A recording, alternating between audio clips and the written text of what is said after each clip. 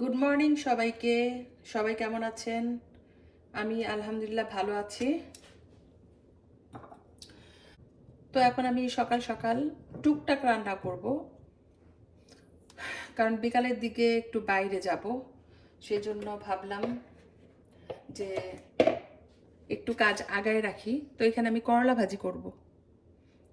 করলা, পেঁয়াজ, কাঁচামরিচ, রসুন সব কেটে নিয়েছি একবারে, এখন দিয়ে দিচ্ছি।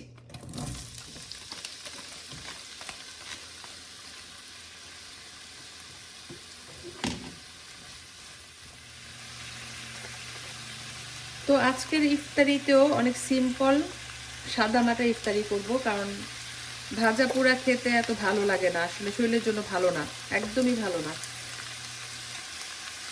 যদিও খাওয়া হয়, লোভ সামলাতে পারি না, বাট যত কম খাওয়া যায় তত ভালো।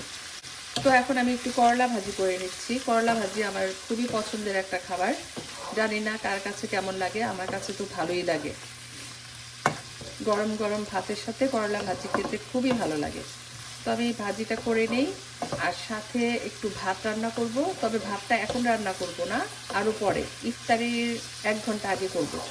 কারণ আজকে আমি ডিসাইড করছি ইফতারি খুব একটা বেশি বানাবো না, হয়তো একটু পেঁয়াজু বানাতে পারি, যেটাকে বলে কিনা অনিয়ন পাকোড়া, সেটা বানাবো। সাথে ভাত, করলা ভাজি, চিকেন কারি, আর থাকবে সালাদ। তো সিম্পল ইফতারি ভালো। এভাবে করলা ভাজিটা খেতে আমার অনেক ভালো লাগে। অনেকেই খেতে পছন্দ করেন না তিতার জন্য, বাট এটা শরীরের জন্য খুবই ভালো, আর মুখের যে একটা স্বাদ সেটা ফিরে আসে। আমার একটু ঠান্ডাও লেগেছে, তো এই জন্য ভাবলাম যে করলা ভাজিটা করি, খেলে ভালো লাগবে। আর এখানে দেখতে পাচ্ছেন কাঁচামরিচ, মানে পাকা কাঁচামরিচ, এইভাবেই আমি কিনে এনেছিলাম। হ্যাঁ, লাল কাঁচামরিচ বলতে পারেন, অথবা পাকা কাঁচামরিচ বলতে পারেন, যেটাতে আপনাদের সুবিধা। আমি কাঁচামরিচই বলি। অনেকগুলা কিনেছিলাম, লাইক 4 বক্স, গুড প্রাইসে। 2 বক্স আমি অলরেডি ফ্রিজ করে রেখেছি, আর 2 বক্স নর্মাল ফ্রিজে রেখেছিলাম এমনিতেই তরকারিতে বা ভাজি ভুজি, তরকারি, ভর্তা, সালাদে খাওয়ার জন্য। তো দেখে যে নষ্ট হয়ে যাচ্ছে, তো সেই জন্য ভাবলাম এগুলোর বোটা ফেলে দিয়ে ডিপে রেখে দিব। তো এই কাজটা করার জন্য আমি গ্লাভস পরে নিয়েছি, কারণ হাতে ঝাল লাগে। তো অনেকবার আমার এমন হয়েছে যে উইদাউট গ্লাভস আমি যখন এই বুটা ফেলেছি, তো অন্যমনস্কভাবে বা অনেকক্ষণ পরে মনে নাই চোখে হাত দিয়েছি, জ্বলতে জ্বলতে শেষ হয়ে গিয়েছে চোখ।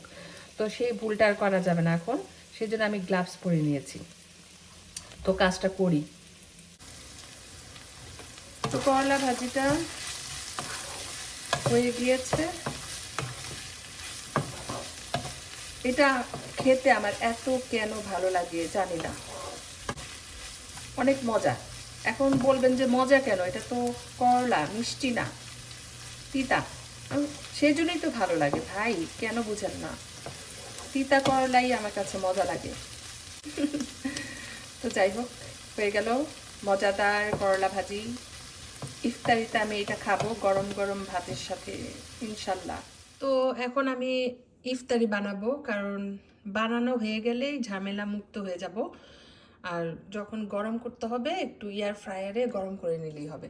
এখানে ভাত রান্না করে ফেলেছি, গরম গরম ধোয়া উঠতেছে। আর আমি এখন পাকোড়াগুলো ভাজবো, পেঁয়াজের পাকোড়া। তো এখানে পরিমাণ মতো তেল দিয়ে দিয়েছি, সব কিছু রেডি হাতের কাছে। ভাজবো আর এখানে তুলে রাখবো। তো এখানে তেল গরম হয়ে গিয়েছে, আমি আস্তে আস্তে পেঁয়াজগুলো দিয়ে দিচ্ছি, পেঁয়াজের বড়া। ওকে, তো এটা হচ্ছে পেঁয়াজু, মানে পেঁয়াজ দিয়ে এটা বানাচ্ছি, শুধু পেঁয়াজ আর বেসন দিয়ে, আর সব ধরনের মশলা তো অ্যাড করেছি। এটাকে আমরা বলি পেঁয়াজু। তো গরম তেলে ঢেলে দিচ্ছি। আজকের ইফতারিতে থাকবে ভাত, চিকেন কারি, বুট ভাজি, পেঁয়াজু, মিক্স ভেজিটেবলস, সালাদ, লেবুর শরবত, আর থাকবে একটু সেমাই আছে, ওইটাও বের করে গরম করে নিব। আর থাকবে চা, ইফতারির পরে তো চা থাকতেই হবে। সিম্পল খাবার দিয়ে আজকে ইফতারি করব, এভাবেই খেতে ইচ্ছা করছে।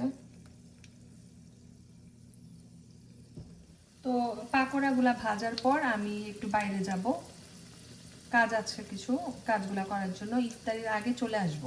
তো সব কিছু রেডি থাকলে তখন আর ইফতারির সময় এত ঝামেলা হবে না।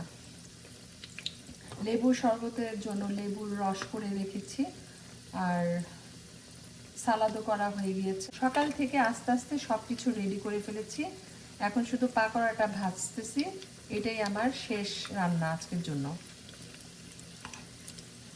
তারপরে আবার ইফতারির সময় আস্তে আস্তে সব রেডি করে নিই। তো পেঁয়াজের পাকোড়া বানাতে সবচেয়ে ইজি, জাস্ট পেঁয়াজগুলোকে ভালো করে কাটতে হবে কুচি কুচি করে, তারপরে সব ধরনের মশলা মাখায়, মানে হলুদ, মরিচ, জিরা, ধনে, তারপরে পেঁয়াজ তো থাকবেই সাথে, এটা আর বললাম না, কাঁচামরিচ, ধনে পাতা, তারপরে একটুখানি গরম মশলা, আর দেওয়া যায় সাথে হচ্ছে বেকিং পাউডার।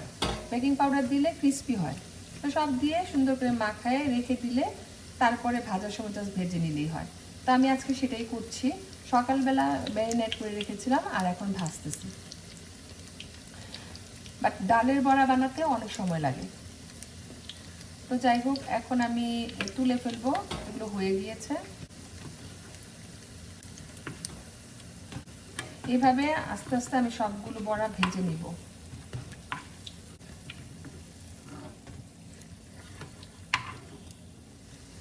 তো এই পাকোড়াতে আমি শুধু অনিয়ন ইউজ করেছি, তো সেই জন্য এটার নাম হচ্ছে অনিয়ন পাকোড়া, অথবা পেঁয়াজের পাকোড়া বলা যায়। তো কোনো ধরনের ডাল ইউজ করি নাই, যদি ডাল ইউজ করতাম তাহলে সেটা ডালের বড়া হয়ে যেত। আজকে খুবই সিম্পল ইফতারির ব্যবস্থা করেছি, তারপরেও সারাদিন লেগেছে, চিন্তা করেন। কাজ তো কাজই, একটা কাজ করলে যে কষ্ট সময় দিতে হয়, হয়তো বেশি কাজ করলে আর একটু বেশি কষ্ট আর একটু বেশি সময় দিতে হয়, এই হচ্ছে পার্থক্য। তো আজকে আমার এই যে পাকোড়াগুলো এরকম হয়েছে, কেমন হয়েছে জানাবেন। অনিয়ন পাকোড়া, এখানে কোনো ডাল ইউজ করি নাই, জাস্ট অনিয়ন। তো এই যে অনিয়ন পাকোড়া হয়ে গিয়েছে সবগুলা, ফাইনাল লুক আপনাদের সাথে শেয়ার করলাম। তো কেচাপ দিয়ে এটা খেতে কিন্তু অসাধারণ লাগে, আপনারাও ট্রাই করতে পারেন এভাবে। তো আমি আর ভিডিওটা বেশি বড় করলাম না, আমার কাজ শেষ আজকের মতো, এখানেই সমাপ্তি। আবার ইফতারির টাইমে কিচেনে আসব। এখন আমি বিদায় নিচ্ছি কিচেন থেকে। সবাই ভালো থাকবেন আর আমাদের জন্য দোয়া করবেন। আল্লাহ হাফেজ।